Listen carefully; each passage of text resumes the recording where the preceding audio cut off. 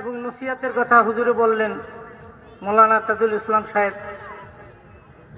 হেদায়েত এবং নসিহত, ইয়া মুকাল্লিবাত কুলুব সাব্বিত কলবি আলা দীনিক। হে আল্লাহ, আমার কলবটাকে আপনি দ্বীনের রাস্তার ভিতরে ইস্তেকামত রাখেন।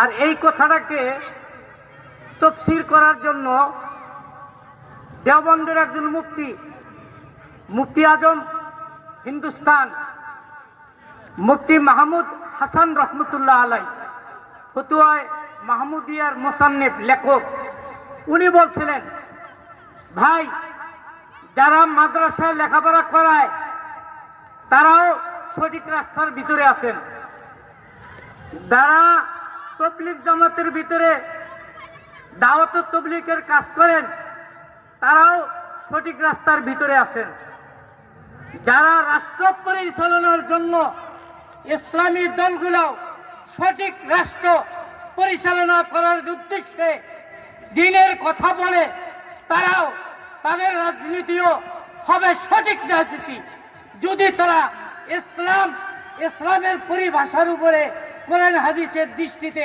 রাষ্ট্র পরিচালনার ওয়াদা করে।